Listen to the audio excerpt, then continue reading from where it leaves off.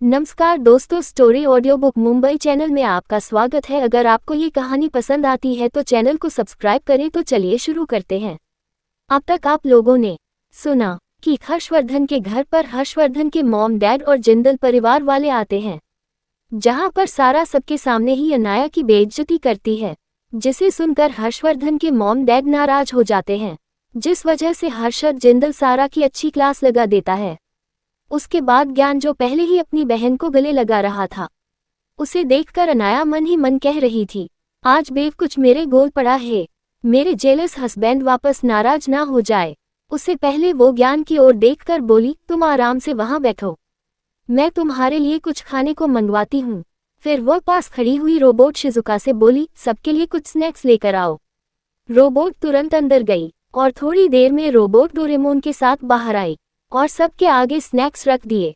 हालांकि वो सभी रोबोट इंसान की तरह दिखते थे, खास करके रोबोट सुजुका और नोबिता, क्योंकि उनके चेहरे कार्टून की तरह ही बनाए गए थे, लेकिन उन पर इंसानी खाल जैसी प्लास्टिक की स्किन लगाई हुई थी। लेकिन रोबोट डोरेमोन की बात अलग थी, उसे सच में डोरेमोन कार्टून से इंस्पायर होकर बनाया गया था, जिस वजह से वह दिखने में ही कार्टून कैरेक्टर जैसा लग रहा था। और उसकी हाइट भी थोड़ी छोटी थी, जैसे असली कार्टून डोरेमोन की थी, जिस वजह से उसे देखकर जिंदल परिवार के लोगों की आंखों में आश्चर्य आ गया, शिवाय रेशम के, क्योंकि वह पहले ही इन चीजों की आदी थी। सारा तो उसे देखकर ही ऐसा महसूस कर रही थी कि जैसे वह कहीं और ही चली गई हो। उसे नहीं पता था कि इतनी एडवांस टेक्नोलॉजी भी मार्केट में है। वह तो बस एक तक उसे रोबोट को देख रही थी, उसकी आंखों में लालच थी। लेकिन एक इंसान ऐसा भी था जो बहुत ज्यादा एक्साइटेड था, और वह था ज्ञान। ज्ञान को ऐसी चीजों में बहुत ज्यादा इंटरेस्ट था।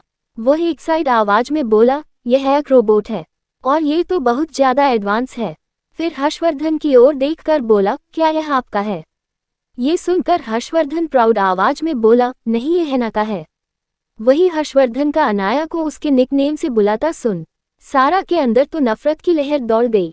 वह मन ही मन बोल रही थी, ये घटिया कैरेक्टरलेस लड़की, ये हर्षवर्धन के इतने करीब कैसे आ गई?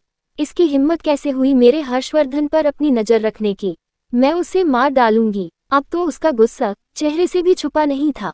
उसकी आंखों में अनाया के लिए नफरत साफ साफ नजर आ रही थी, और यह नफरत खास करके हर्षवर्धन और हर्षद जिंदल की नजरों से बिल्कुल नहीं छपी थी।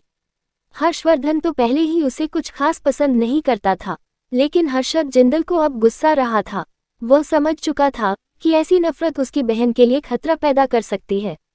उसने पहले ही सोच लिया था कि अब उन्हें सारा का कुछ ना कुछ तो करना ही होगा। तभी हर्षद जिंदल, जो वहां बैठे बुजुर्ग महिला और औरत को देख रहा था, वह बोल पड़ा, हर्षवर्धन, क्या यह अंकल आंटी है? तो हर्षवर्धन हाँ में सिर हिलाते हुए बोला, हाँ, यह मेरे मॉम डैड है।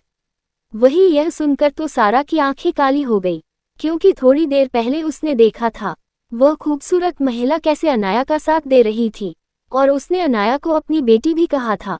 इसीलिए उसने गुस्से में अपनी मुठ्ठियां कस ली। उसके सीसा से अनाया की जगह पर उसे होना चाहिए था। अगर ऐसा होता तो आज हर्षवर्धन अपनी मॉम डैड के खाने पर उसे शादी कर लेता, और वो इतने बड़े अंपायर के मालिक से शादी कर लेती। वो तो अपने ही ख्याल में कोई ही थी। वही हर्षवर्धन के बोलने के बाद पूरा जिंदल परिवार सीमा रावत और राजवीर रावत को ग्रिड करता है। वह दोनों भी बहुत अच्छे से उनके साथ बात करते हैं। लेकिन थोड़ी ही देर में राजवीर रावत का फोन बजा, और फोन पर नाम देखकर वो खड़े होते हुए बोले, हर्षवर्धन, अब हमें चलना चाहिए। तुम जानते हो हम ज्यादा वक्त यहाँ नहीं रुक सकते। दरअसल वह फोन मीनल देवी का था। मीनल देवी अभी भी गुस्से में थी, और पहले ही वह लोग उनसे नाराज थे, लेकिन वह अपना मुंह नहीं मोड़ सकते थे। इसीलिए सीमा रावत भी सिचुएशन समझ गए। वह अनाया को गले लगाते हुए बोली, बच्चा, हम चलते हैं, मैं तुम्हें वापस मिलने आऊंगी, खुद का ध्यान रखना, और इस बेवकूफ का भी। इतना बोलकर वह हर्षवर्धन के माथे पर भी हाथ रख देती है। अनाया के चेहरे पर भी अनायास मुस्कान आ जाती है, क्योंकि ऐसा प्यार उसे बहुत वक्त के बाद महसूस हुआ था।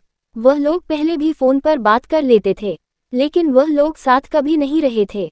अनाया भी कभी कभार उनका ट्रीटमेंट करने के लिए जाती थी, वरना वह अपने बिजनेस के काम में या फिर लोगों की ट्रेनिंग के लिए बाहर ही रहती थी।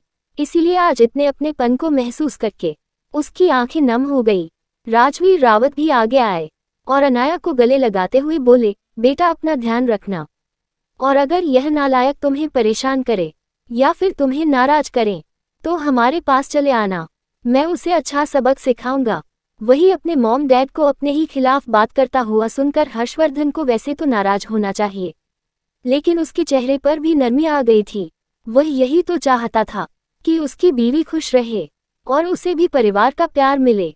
वहीं अनाया हर्षवर्धन की ओर देखकर बोली, मैं मॉम डैड को बाहर तक छोड़कर आती हूँ, तुम इन लोगों से बातें करो। वह लोग जैसे ही बाहर पहुंचे, सीमा रावत गंभीर आवाज में बोली, बेटा कोई ऐसी बात है जो तुम हर्षवर्धन के सामने नहीं बोल सकती थी।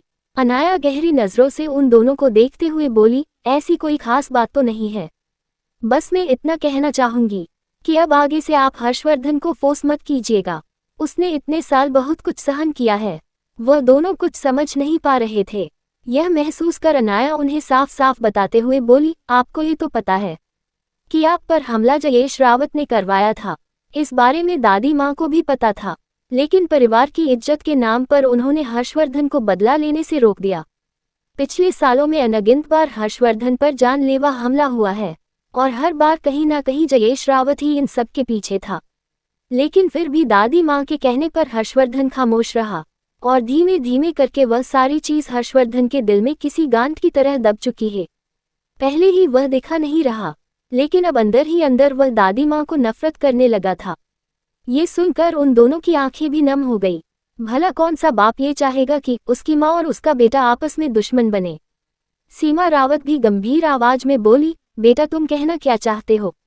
तो अनाया गंभीर आवाज में बोली, हर्षवर्धन साइकोलॉजिकली दिमागी तौर पर भले ही स्ट्रांग था, लेकिन जैसे आपकी मौत की खबर मिली वह मेंटली टूट चुका था। ऊपर से अगर तब उसे किसी ने बदला लेने की इजाजत नहीं दो, वह बहुत ज्यादा मानसिक तौर पर डिस्टर्ब नहीं हुआ। लेकिन दादी मत के बार बार हर्षवर्धन को रोकने से हर्षवर्धन हर तरफ से निराश महसूस करने लगा था। जब मैं उसे मिली थी तब उसके अंदर परिवार के लिए बिल्कुल भी सच्ची भावना नहीं थी।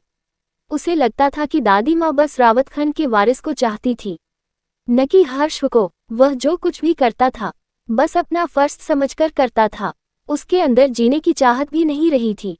मुझे ऐसा लग रहा था जैसे वह कोई रोबोट बन चुका हो, और यह सच भी था। वह हर वक्त काम करता रहता और अपनी दादी माँ की इच्छा के लिए रावत इंडस्ट्री को महान बनाने पर ध्यान देता था। उसने खुद के बारे में बिल्कुल भी नहीं सोचा। लेकिन जब मैं उसकी जिंदगी में आई और जब उसे पता चला कि आप दोनों भी जिंदा हो, उसके अंदर इमोशन जागने लगे। वह पहले के मुकाबले अब काफी इमोशन दिखाने लगा है। इसी वजह से अब वह दिल के किसी कोने में अपनी दादी को नाराज नजरों से देखता है और पिछले कुछ वक्त से दादी माँ का जैसा बिहेवियर रहा है, मुझे लगता है अब हर्षवर्धन कोई कठोर कदम उठाने के बारे में सोच रहा है। और अगर ऐसा हुआ तो यह इच्छा रखेगा कि आप दोनों उसका साथ दे।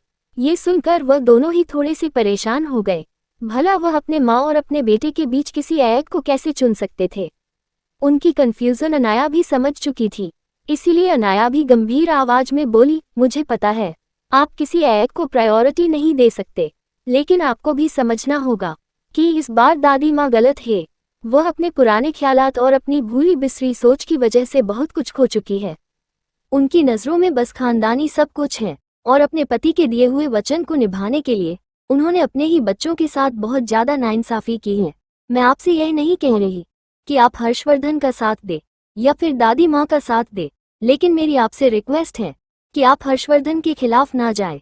अभी अभी उसके अंदर जीने की चाह जगी है, वो खुश रहने लगा है और मेडिकल साइंस अब प्रूफ करती है कि जो इंसान खुश रहकर अपनी जिंदगी जीता है और अपनी जिंदगी में ज्यादा परेशान नहीं रहता, वो लंबा जीता है। और मैं हर्षवर्धन की जिंदगी में और परेशानी लाकर उसे पर स्ट्रेस नहीं लाना चाहती है। वो दोनों भी माँ बाप होकर भला अपने बेटे के फ्यूचर के बारे में कैसे नहीं सोचते। वो दोनों एक साथ अनाया के सिर पर हाथ रखते हुए बोले हैं, बच्चा तुम चिंता मत करो, हम तुम्हारी बात समझ गए, लेकिन अब क्या कहना चाहते थे राजवीर और सीमा? और क्या मीनल देवी कोई नई मुसीबत खड़ी करेगी? और क्या जयेश रावत का परिवार खामोश रहेगा? अगर आपको अगला एपिसोड चाहिए तो लाइक करें, कमेंट करें और चैनल को सब्सक्राइब करें।